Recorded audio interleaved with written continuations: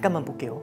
미국은 15%라는 최소 관세를 포기를 안 하더라고요. 혹시 관세율이 15%면 우리 반도체는 큰일 났어요 이렇게 얘기할 수도 있죠.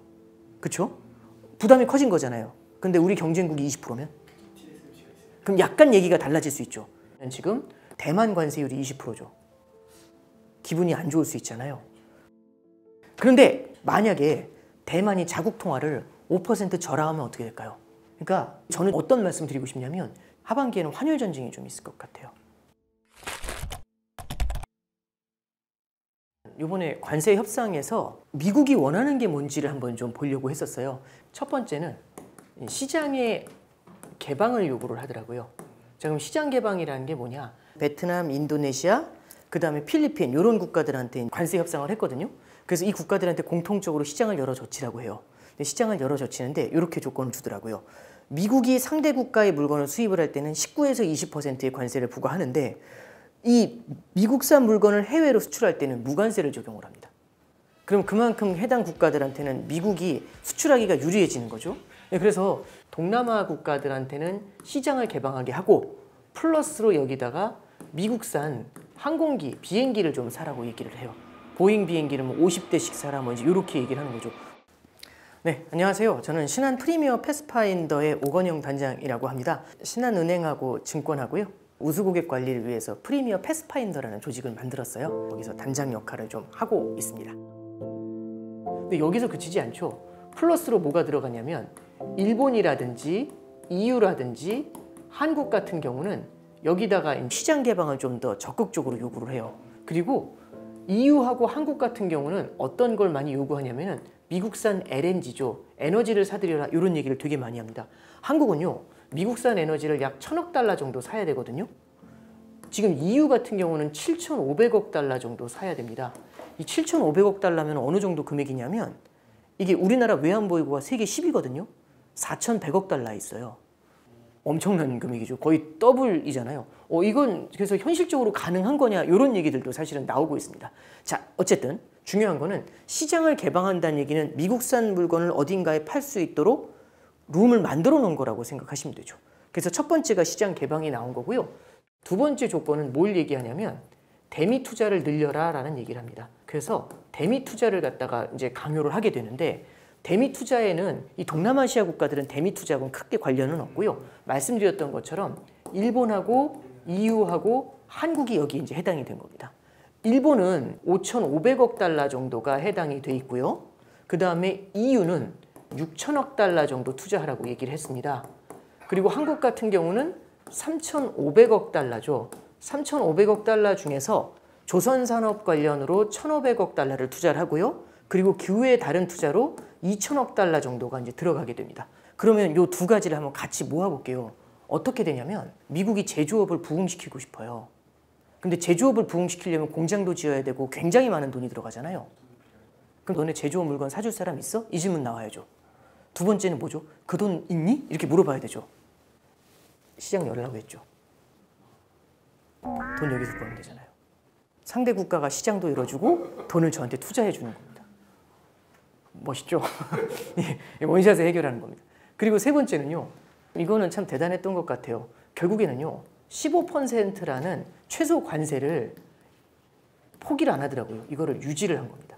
사실은 일본이 협상에서 굉장히 어려웠던 게 뭐냐면 일본은 자기들이 특혜를 받을 거라고 생각했었던 것 같아요. 관세를 안 맞고 제로로 만들고 싶었던 거죠. 그러다 많이 혼난 겁니다. 그래서 처음에는 이제 협상할 때 제로로 만들고 싶어 하다가 관세율을 낮추는 것만으로도 만족해야 돼. 이렇게 이제 일본도 스탠스 전환을 하게 돼요. 그래가지고 요번에 이제 딱 보면서 결국에는 이 15%라는 관세를 유지하게 되잖아요.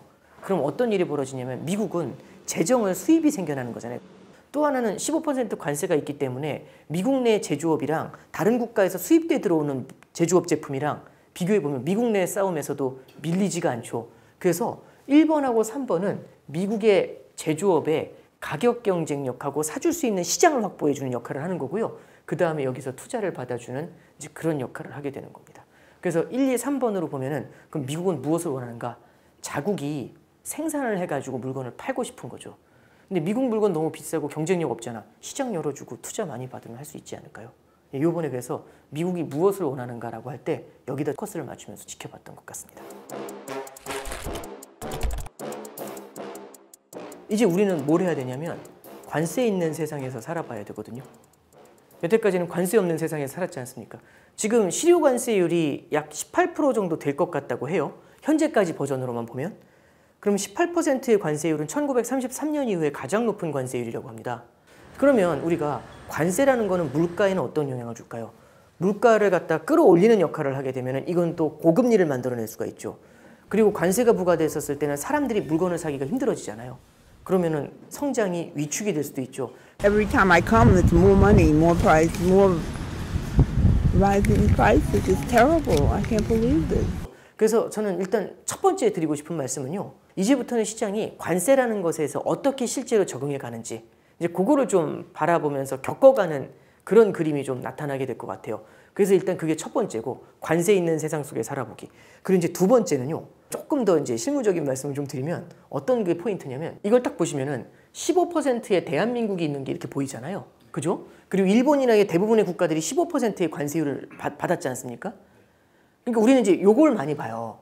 근데 저는 어떤 말씀 드리고 싶냐면 요 위쪽에 있는 국가들은 기분이 좀 어떨까요?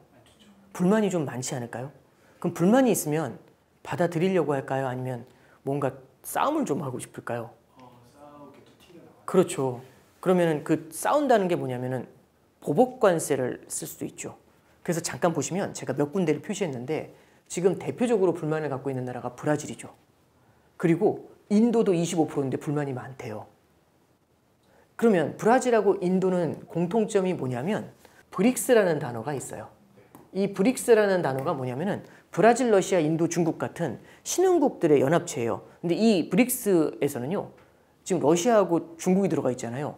약간 트럼프는요. 이 브릭스를 갖다가 반미국 공동체라고 생각을 해요. 그래서 브라질하고 인도한테 고율 관세를 적용을 하고 있는 거죠. 그럼 이 둘은 이렇게 고율 관세를 부과하면은 기분 좋게 웃을까요? 아니면은 싸움을 좀 고민하게 될까요? 싸움을 고민하게 되겠죠. Imperador, nós somos países soberanos. Se ele achar que ele pode taxar, os países têm o direito de taxar também. 그리고 잠깐 볼게요. 대만 관세율이 20%죠. 혹시 관세율이 15%면 우리 반도체는 큰일 났어요. 이렇게 얘기할 수 있죠. 그렇죠? 부담이 커진 거잖아요. 근데 우리 경쟁국이 20%면? 그럼 약간 얘기가 달라질 수 있죠. 그럼 대만 같은 경우도 기분이 안 좋을 수 있잖아요. 그럼 이런 국가들이 과연 어떻게 대응을 할까? 첫 번째는 강하게 반발하는 경우가 있겠죠. 그래서 보복관세 부과하겠다. 미국에 대해서 안 좋은 감정? 이런 것들 때문에 미국 물건 안 사주기 캠페인, 캐나다가 지금 그거 하고 있거든요. 예, 그런 걸 할 수 있죠. 그리고 두 번째는 또 뭐가 있을까요? 다른 나라보다 높은 관세율을 맞았어요. 그럼 수출하기가 어렵겠죠. 그럼 수출하기가 어려우면 어떻게 하면 이 어려움 난관을 극복할 수 있을까요? 환율을 낮춰놓고 싶지 않을까요? 그러니까 내 나라 통화 가치가 떨어지면 수출하기가 유리하겠죠. 만약에 대만이 자국 통화를 5% 절하하면 어떻게 될까요? 쌤? 네, 그런 일이 벌어지죠. 그러면 내 나라 통화 가치를 약하게 만들고 싶겠죠. 가장 좋은 방법은 금리를 낮추는 방법이 있습니다. 자, 내 나라 금리가 낮아지잖아요. 내 나라 통화를 보유했었을 때 부과해주는 이자가 낮아지죠. 그럼 내 나라 통화의 매력이 떨어지게 되죠. 그러면 내 나라 통화 가치가 떨어지니까 수출하기에는 유리해지겠죠. 그러면 너네 왜 자국 통화 가치 왜 낮춰서 환율 조작해가지고 수출하려고 그래? 그럼 얘기할 수 있는 게 딱 하나예요. 우리나라 지금 수출이 안 돼서 경기가 안 좋으니까 내수 부양해야 된다. 내수 부양하려면 답은 딱 하나다. 금리 인하밖에 없다. 그래서 지금 무역 전쟁, 이런 관세 전쟁이 이렇게 한창이 되니까 여기 보시면 22 정책위원이 뭐라고 하죠? 기준금리 중립 수준 아래로 내려야 이렇게 얘기하고 있죠. 그 다음에 일본 같은 경우도 지금 엔화가 약세인데도 금리 인상을 갖다가 최대한 천천히 하고 싶어 해요. 그러다 보니까 최근에 보면 엔화가 또 약세를 좀 보이고 있거든요. 그 다음에 중국 예금금리 사상 첫 0%대 진입 이렇게 나오죠. 그 다음에 영국도 기준금리 인하하고 있고요. RBA가 호주예요. 확신을 갖고 금리 인하 이런 얘기하고 있죠. 그 다음에 스위스 프랑이 10년 만에 최대 강세래요. 그래서 마이너스 금리 다시 오나 이렇게 얘기합니다. 자, 스위스가 39% 관세를 맞은 데다가 거기다가 스위스 프랑이 10년 만에 너무너무 강해요. 그럼 스위스 제품은 관세에다가 통화 절상까지 받으니까 스위스 제품이 너무 비싸잖아요. 그럼 수출이 안 되겠죠. 그러면은 관세는 되돌릴 수 없다면 뭘 하는 게 가장 중요할까요? 물론 관세 협상도 하겠지만 내 나라 통화 가치를 낮춰야겠죠. 그럼 스위스는 기준금리 인하를 하는 게 맞겠죠. 스위스 프랑 약세로 만들려고. 자, 스위스 차트인데요. 이 빨간색 선이 달러 대비 스위스 프랑 통화의 환율을 얘기하는 겁니다. 그 다음에 파란색 선이 스위스의 기준금리예요. 잠깐 보시면 스위스의 기준금리를 잠깐 보시잖아요. 지금 이미 0%로 내려와 있어요. 원래 팬데믹 당시에 마이너스 금리였거든요. 마이너스를 탈출해서 위로 올라왔다가 이미 다 내렸어요. 근데 0%인데도 스위스 통화 가치가 너무너무 센 거예요. 이 차트가 밑으로 내려오는 게 스위스 프랑이 강하다는 거예요. 달러 대비해서. 그래서 스위스 프랑이 지금 엄청 세거든요. 이렇게 많이 내려와 있다는 얘기는. 근데 지금 이 기준금리 이미 내려와 있잖아요. 그럼 여기서 어떻게 해야 되죠? 만약에 스위스 프랑이 너무 강해서 답이 없으면 이걸 어떻게 이제 끌어올려서 스위스 프랑을 약세로 만들어야 되는데, 그러려면 제일 좋은 방법은 기준금리를 더 낮춰야 되죠. 근데 기준금리를 더 낮추면 어떻게 되죠? 마이너스 금리로 다시 박히는 거죠. 그럼 스위스만 마이너스 금리로 내려갈까요? 아니면 다른 나라들도 기준금리를 갖다가 좀 낮춰서 내 나라 통화 가치를 최대한 약하게 만들어서 이 관세 충격에서 조금 상대적인 우위를 점하고 싶을까요? 모두가 똑같이 그 짓 하면 그런 거 어려운 말로 환율 전쟁이라고 합니다. 네. 하반기에는 환율 전쟁이 좀 있을 것 같아요. 미국이 이렇게 다른 나라들이랑 이제 대립각을 세우게 되면 결국에는 달러 패권도 같이 흔들리게 되지 않을까요? 그럼 다른 국가들이 내 나라 통화 약세 만들려고 장난치는 것, 그거를 미국이 알까요? 모를까요? 그럼 환율 전쟁의 가능성이 있다는 걸 알겠죠. 그럼 트럼프가 가만 놔둘까요? 아니면 뭔가 한마디 할까요? 하겠죠. 트럼프 대통령이 뭐라고 했냐면, 이게 7월 26일 날 한 얘기예요. 나는 강한 달러를 좋아하는 사람이다. 그렇지만 약한 달러가 훨씬 더 많은 돈을 벌게 해준다. 이렇게 강조해요. 약한 달러가 좋다는 얘기죠. 그러면서 뭐라고 했냐면, 약한 달러가 아니라 더 약한 달러가 필요하대요. 강한 달러를 가지면 아무것도 팔 수 없고 우리는 인플레이션을 없애버렸다. 이 강달러의 장점이 딱 하나 있어요. 수입되어 들어오는 물건의 가격을 낮추거든요. 강달러인 거에서 인플레이션을 제압할 수 있는데 인플레이션이 없잖아요. 그럼 강달러가 무슨 필요가 있습니까? 강달러 필요 없다.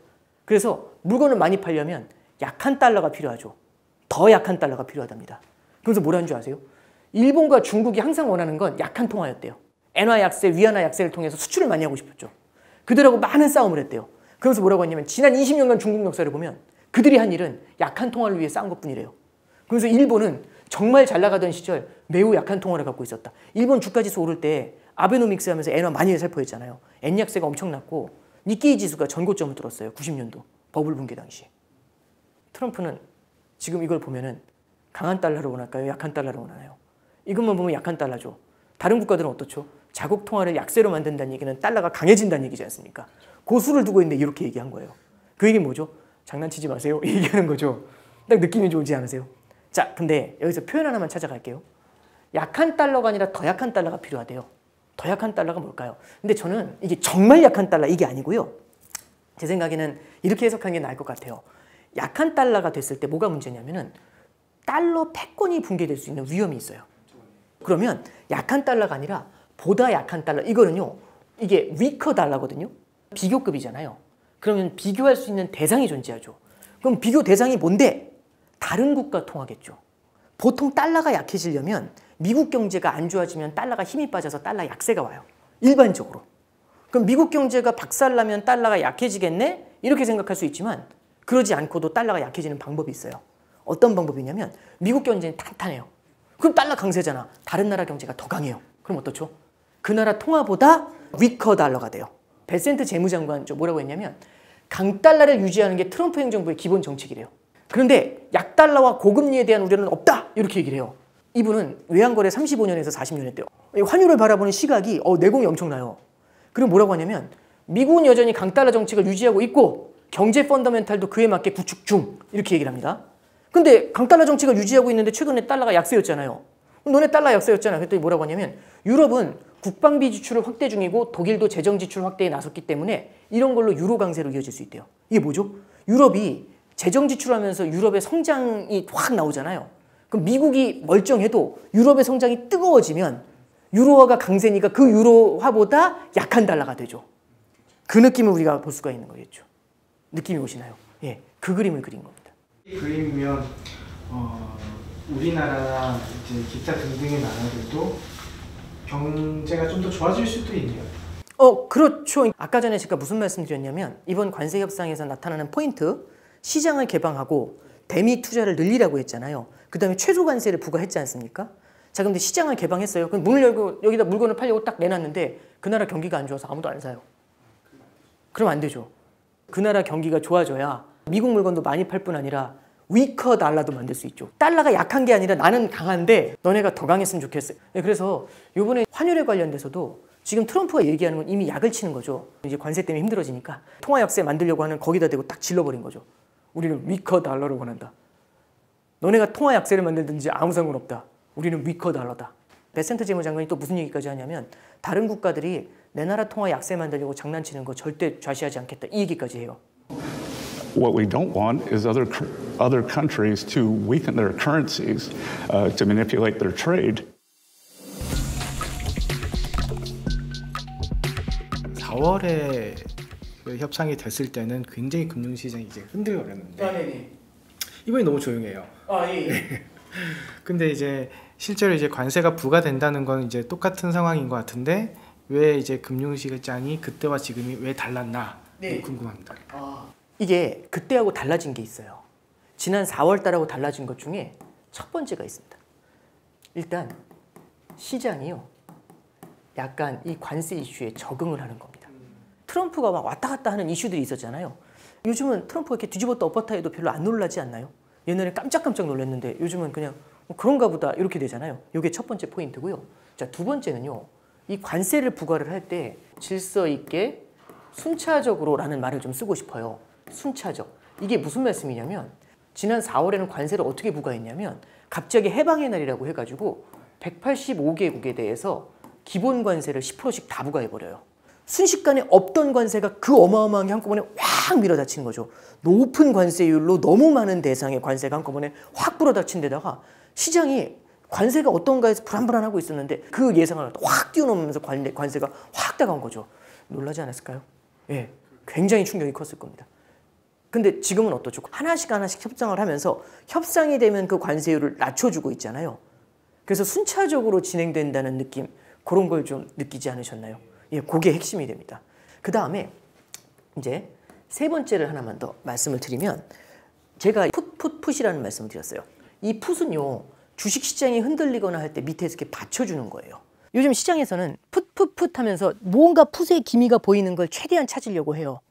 그 풋에는 뭐가 있냐면 첫 번째는 연준 풋이라는 게 있습니다. 금리를 내려주는 거죠. 두 번째는 트럼프 풋이라는 건데 시장 눈치를 보면서 물러서기도 하는 타코. 그러니까 트럼프가 항상 치킨 아웃 한다고 하잖아요. 겁쟁이 같은 이미지. 그런 걸 주는 거죠. 그 다음에 세 번째는 뭐가 있냐면 미국에 재무부의 풋이 있습니다. 경기 부양을 위해서 재정 지출을 하는 거죠. 재무부가. 그래서 여기서는요. 마찬가지로 재정을 푸는 방법들이 있습니다. 이 풋이 들어와 주면 되는 거거든요. 그런데 4월 달에는 관세를 대규모로 부과하니까 연준 쪽에서는 금리를 인하해 줄 용의가 없는 거죠. 두 번째는 미국 재무부에서도요. 경기 부양을 위해서 주가 끌어올리려고 우리가 돈 풀 일이 없다. 왜냐하면 우리는 재정 적자가 심하니까. 그래서 여기서도 돈 풀 생각을 전혀 안 해요.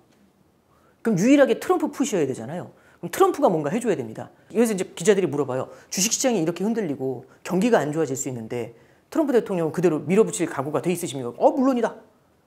필요 없다. No, nothing to do with the market. I'm not even looking at the market because long term, the United States will be very strong. 그래서 이때 이제 어떤 느낌을 줬냐면 2보 전진을 위한 1보 후퇴?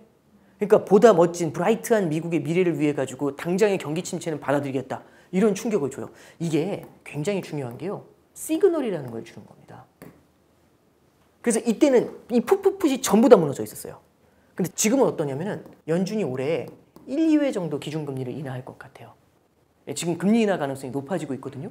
그럼 연준이 이제 금리 인하를 할 때가 되어간다. 이런 얘기가 있어요. 이미 연준은 5번 연속으로 기준금리를 동결했는데 아마 하반기에는 기준금리를 인하하게 될 것 같습니다.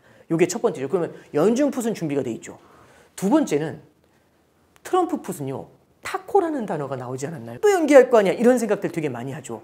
그러면은 약간 4월에 그 분위기하고는 다르죠. 주가가 무너져도 견딜 수 있습니까? 물론 이제 이때는 그때는 물론 갑니다. 이런 게 이렇게 했었는데 지금은 그게 아니라 그러면 조금 밀릴까? 이제 이런 얘기들이 나오고 있는 거죠. 자, 그 다음에 세 번째는 재무부 풋이라는 게 있는데 혹시 이런 단어 들어보셨어요? OBBBA라고.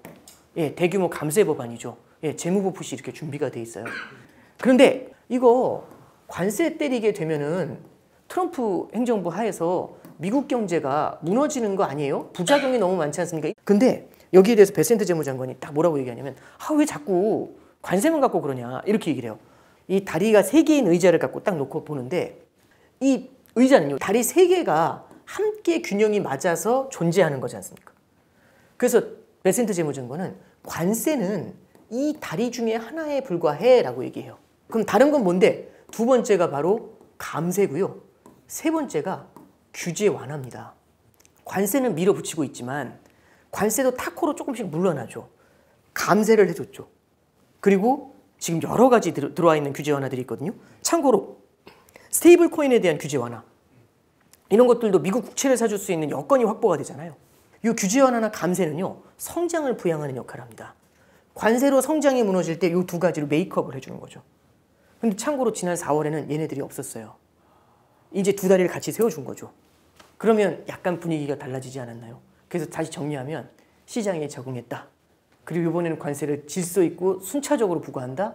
세 번째는요, 풋풋풋이라는 말씀 드렸는데 이게 어느 정도는 시장에 기대감이 존재한다. 그리고 마찬가지로 3개의 다리로 균형을 세워놔가지고 한쪽에서 삐걱거리더라도 균형을 맞출 수 있도록 준비를 해주고 있다. 이런 정도로 정리를 할 수 있을 것 같아요. 미국이 관세를 막 부과하고 하니까 다른 국가들이 기분이 안 좋잖아요. 다른 교역 블록이 생겨나게 되겠죠. 그러면 달러에 대한 수요가 줄어들 거지 않습니까? 미국의 시대가 끝나간다. 그래서 미국이 달러 패권을 갖다가 유지하려고 굉장히 많은 게임을 하는 것 같아요. 하나만 말씀을 드리면 스테이블 코인 기억나세요? 국경을 편하게 넘나들잖아요. 그러면 어떻게 될까요? 결국에는요, 더 적극적으로 달러에 중독시켜버리는 거죠.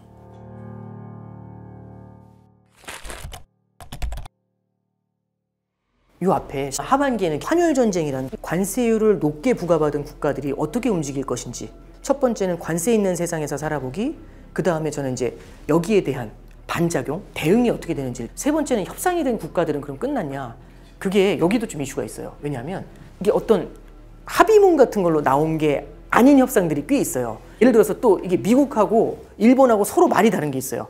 그러니까 여긴 농산물 시장 다 개방했다고 하고 여기서 일본에서는 아니다라고 얘기하고 있고, 米側の閣僚から聞いている説明と違う内容になっていますので、ここについてはその経緯をきちっと説明してもらい、 가장 이제 첨예하게 대립이 되고 있는 이슈 중에 뭐가 있냐면 대미 투자예요. 대미 투자 잠깐 케이스를 잠깐 보시면은 이게 제 생각에 일본 케이스가 제일 얘기하기가 편한 게 5,500억 달러만큼 투자한다고 했거든요. 5,500억 달러면 일본 입장에서도 굉장히 부담스러운 금액입니다. 꽤 큰 돈이에요. 자, 이 5,500억 달러에 대해서 트럼프 대통령이 하는 얘기를 잠깐 들어보시면 이 5,500억 달러라는 자금이 펀딩이 돼서 들어와요. 그럼 펀드가 들어오죠. 그러면 트럼프 대통령이 이 자금을 갖고서 자, 그러면 우리 미국 자동차, 미국 반도체, 자, 미국 태양광 뭐 이런 식으로 쫙 나누는 거죠. 미국 인프라 이런 식으로 막 나누는 거죠. 그래서 이 펀드를 갖고 트럼프 대통령이 어디에 투자할지를 결정을 한다. 이런 얘기를 해요. 그러면서 이 자금들에서 발생하는 수익의 90%는 미국이 소유를 하게 된다. 이런 얘기를 합니다. And the U.S. will retain 90% of the profits from any investments made by this $550 billion fund. 근데 이제 사실 그게 세부에서 어떤 조항이 돼 있는지는 몰라요. 그래서 이 펀딩 자체가 전부 어디에 들어가냐면 미국에 대한 직접적인 투자에 들어갈 것 같다. 이런 뉘앙스로 얘기를 해요. 일본에서는 어떻게 얘기하냐면 그런 식으로 투자하기 위한 펀딩은 있긴 있는데 그거 5%도 안 된다. 이렇게 얘기를 해요. 투자는 5%도 안 된대요. 그냥 한 2, 3%밖에 안 될 거다. 뭐 이런 식으로도 얘기해요. 이 버전이 조금씩은 다른데, 자, 두 번째는 또 뭐라고 얘기를 하냐면, 그러면 나머지는 뭐냐? 첫 번째는 대출을 해주는 게 있대요. 자, 여기 잘 보셔야 돼요. 투자하고 대출은 다르죠. 예를 들어서 여기 계신 분들이 저한테 투자를 하셨어요. 근데 제가 마음대로 이 투자금을 쓸 수 있대요. 그리고 제가 계속 운용을 할 수 있대요. 언제 돌려받아요? 기약이 없죠. 대출은 만기가 있지 않아요? 대출과 투자는 다르죠. 그럼 자금을 회수하고 싶은 생각이 있다면 투자가 좋아요? 대출이 좋아요? 대출이 낫겠죠. 하나만 더요. 세 번째는 대출에 대한 보증도 있을 거래요. 잠깐 봐요. 투자는 저한테 돈을 줘야 되죠. 송금 해줘야 되죠. 대출도 대출금을 넣어줘야 되죠. 보증은 얼마를 넣어줘요? 입금 안 하죠. 그냥 보증만 하고 계시죠. 돈이 실질로 안 나가죠. 이 두 개하고는 보증이 성격이 좀 다르죠. 그러면 일본에서는 어느 게 많다고 할까요? 당연히 얘가 많다고 하죠. 그 다음에 요게 많다고 하겠죠. 그 다음에 요게 많다고 하겠죠. 트럼프는 어디가 많다고 할까요? 요게 많다고 하겠죠. 좀 다르지 않나요? 자, 요렇게 한번 잘라볼게요. 요거는 일본에서 5,500억 달러가 나가는 거죠. 얘는 달러가 안 나가죠. 그럼 환율이 어떨 것 같아요? 이거는 5,500억 달러만큼 이 엄청난 자금이 일본에서 미국으로 가요. 그럼 달러를 사서 가야 될 거 아닙니까? 일본에 있는 달러가 사라지는 거잖아요. 그럼 일본 내 달러 공급이 확 사라지죠. 그럼 달러 값이 뛰겠네요? 그럴 것 같지 않으세요? 아니, 뭐 얼마나 뛸지는 저도 몰라요. 근데 보증은 안 나가잖아요. 그럼 외환시장의 영향을 어느 게 덜 줄 것 같아요? 그러니까 이제 국가들별로 이런 데에 대한 악유가 있겠죠. 이건 이제 디테일 갖고 싸워야 돼요. 디테일을 갖고 싸울 때 베센트 재무장관이죠. 뭐라고 얘기하냐면 3개월 단위로 이 합의에 대한 이행을 평가하겠대요. 트럼프 대통령이. Evaluate it every quarter, and if the president's unhappy, then they will boomerang back to the 25% tariff rates. 그래서 만약에 합의가 제대로 이행이 되지 않으면 다시 고일 관세로 복귀할 수 있대요. 살벌하네요. 예. 자, 그러면 요거 이행 과정에서 잘했다 못했다 갖고 싸움 날 것 같아요? 안 날 것 같으세요? 물론 미래는 모르지만 가능성은 충분히 열려 있겠죠. 그래서 이행 과정에 대한 잡음들 이런 게 좀 있지 않을까 싶어요. 그럼 미국이 이렇게 다른 나라들이랑 대립각을 세우게 되면 결국에는 달러 패권도 흔들리게 되지 않을까요? 예, 맞아요. 이제 그 대표적인 케이스가 이렇게 보시면 돼요. 이제 미국이 관세를 막 부과하고 하니까 다른 국가들이 기분이 안 좋잖아요.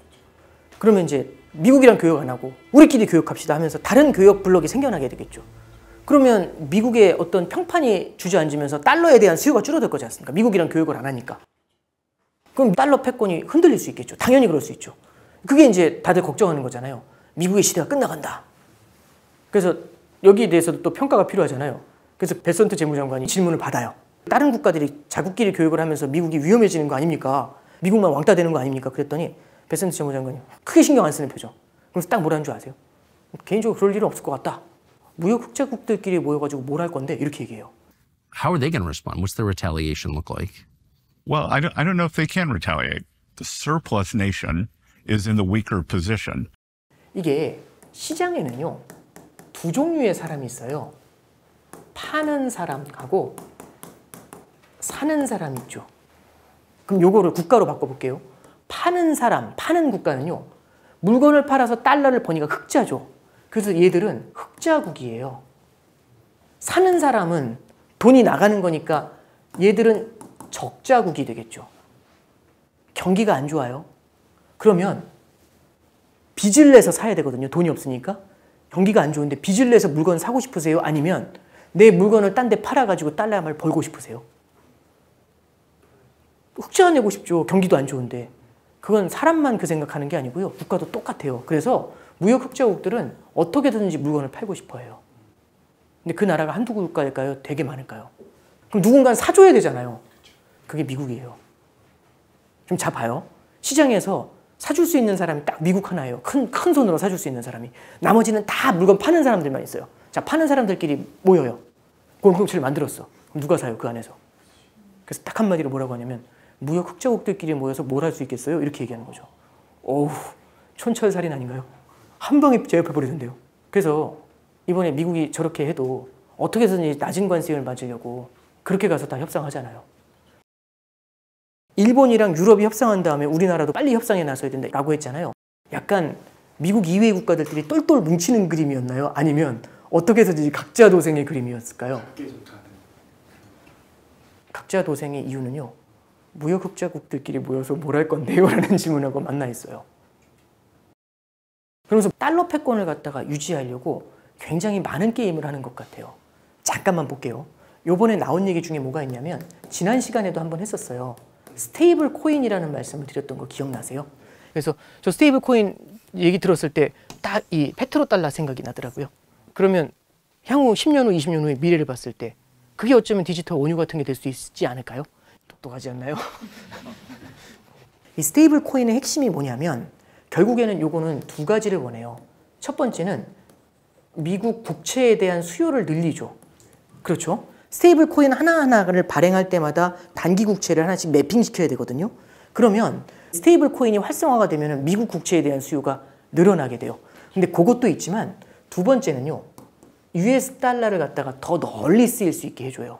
예를 들어서 아프리카 국가들에도 확 들어가거든요. 근데 사실 미국에서 열흘이 걸리는 송금을 해가지고 달러가 거기서 돌 수 있냐? 그거 쉽지 않거든요. 근데 스테이블 코인이면 어때요? 국경을 편하게 넘나들잖아요. 그러면 거기서도 은행 시스템이 발달하지 않아도 스마트폰을 가지고 달러를 편하게 쓸 수 있을 것 같지 않으세요? 그럼 달러의 저변을 구석구석까지 더 넓히게 될 수 있지 않을까요? 그럼 많은 사람들이 쓸 수 있잖아요. 그게 달러 패권을 공고화해요. The reserve currency is so important. You know, if we lost that, that would be like losing a world war. We can never let anyone play games with us. 그리고 스테이블 코인뿐만 아니라 하나만 더 말씀드릴게요. 뭐가 있냐면 미국산 에너지를 사라고 했죠. 미국산 LNG를. 7,500억 달러, 막 1,000억 달러 이렇게 사잖아요. 그럼 원래 다른 국가에서 사야 될 걸 갖다가 미국 걸 사주는 거죠. 그럼 살 때 뭘로 사줄 것 같아요? 달러로 사야 될 것 같지 않으세요? 달러 쪽에 대한 수요를 늘리는 케이스 중에 하나가 될 수 있죠.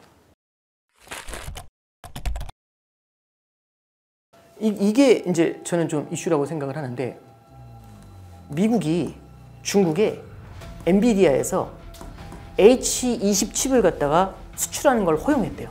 The U.S. government has approved for us filing licenses to start shipping H20s. 중국하고 미국하고 기술 분쟁을 하고 있는데 무슨 소리지? 왜 이걸 왜 허용했지? 이 규제 완화를 해줬거든요.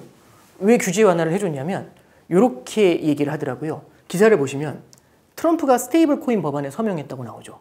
달러의 세계 기축통화 지위를 강화할 것. 그러면서 벤스 부통령도 뭐라고 하죠? 스테이블 코인은 달러를 강화시킬 것이다. 이렇게 얘기하죠. 그 다음에 두 번째 이거 보시면은 에너지 투자의 경우 한국이나 EU가 에너지를 많이 산다. 이런 기사가 나와 있죠. 자, 그 다음에 이게 H20 칩에 대한 얘기인데 엔비디아의 저사양 AI 칩인 H20을 갖다 대중 수출하는 걸 허가했대요. 그래서 이거 왜 허가했어요? 라고 얘기했더니 뭐라고 하냐면 미국은 중국이 자체적으로 개발할 수 있는 AI 반도체보다 한 단계 앞선 반도체를 개발하고 그보다 낮은 사양은 중국이 계속 사도록 해야 한다는 게 트럼프 대통령의 생각이래요. 그래서 중국의 개발자들이 미국 기술에 중독될 정도로 만들어줘야 된대요. 그러면 중국에서도 아무리 기술이 발달해도 미국의 기술 프레임에서 못 벗어나게 만들 수 있죠. 중독시켜버리는 거죠. His objective is to get semiconductor manufacturing done here of our best technology, and that way we can control it the best. 마치 달러를 너무 많이 쓰니까 자연스럽게 달러에 취하잖아요. 달러에 중독이 되니까 달러 패권이 유지되지 않나요? 자, 그래서 여기 잠깐 보시면 이 AI 가상자산 차르가 있어요. 이 백악관에. 이 사람이 뭐라고 얘기하냐면 다른 나라들이 AI 반도체뿐만 아니라 반도체를 구동하는 운영체계, 데이터 센터에 있는 AI 모델 등 첨단 기술에서는 미국산을 사용하기를 바란대요. 중국도 포함해서. 왜? 이를 달러의 기축통화 지위에 비유했대요. 전 세계가 달러를 많이 써서 미국이 그 이점을 누리는 것처럼 미국산 AI 칩도 널리 사용하게 해서 미국이 이에 파생되는 이점을 누려야 한대요. 생각이 다르죠. 나 너네한테 이거 안 팔 거야가 아니라 많이 쓰세요. 이런 저사양 칩은 얼마든지 써도 됩니다. 그래야 우리 미국산에 중독이 되니까 마치 달러가 우리한테 젖어 들어온 것처럼 H20 칩이 사람들한테 익숙해져야죠. 그 구동체계가 OS가 익숙해져야죠. 그러면 미국 걸 계속 살 것 같지 않으세요? 이런 게 규제 완화죠. 그러면 미국 달러 패권이 어떻게 될 것 같으세요? 그러니까 약간 보는 시각이 굉장히 좀 넓게 보는 것 같아요. 제 질문 잠깐 하나. 예.